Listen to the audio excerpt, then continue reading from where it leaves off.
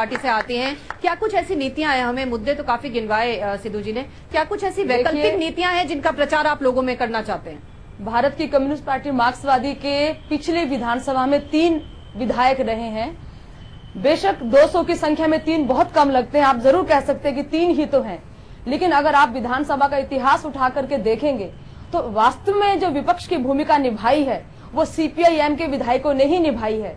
हमारे भारतीय जनता पार्टी के जो 77 विधायक थे वो तो इस उम्मीद में बैठे रहते हैं कि 5 साल पूरे होने हैं, कांग्रेस आएगी और भाजपा सत्ता संभालेगी।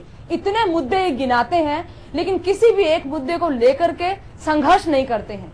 सीपीआई-एम ने किसानों के तमाम समस्याओं को लेकर के, चाहे वो बिजली की समस्या हो शेखावाटी इलाके के किसानों की या नहरी पानी के किसानों की, नहर के पूरा पानी देने की समस्या हो, उसको लेकर के लगातार संघर्ष किए हैं। ये संघर्ष भारतीय जनता पार्टी के शासनकाल में भी हुए।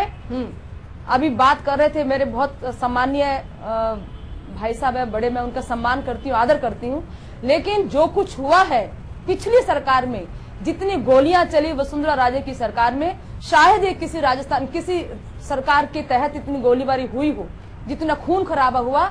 अभी बता रहे थे मेरे वरिष्ठ साथी भी इस बारे के अंदर।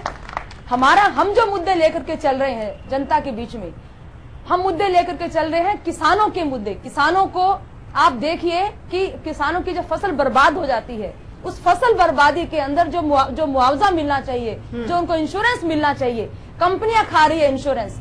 अभी चूरू जिले के अंदर भारतीय कम्युनिस्ट पार्टी और किसान सभा के नेतृत्व में पिछले दिनों किसानों ने जबरदस्त आंदोलन लगा और 300 करोड़ का उनको जो है ये बीमा कंपनियों से उनको वो उनका हक दिलवाया।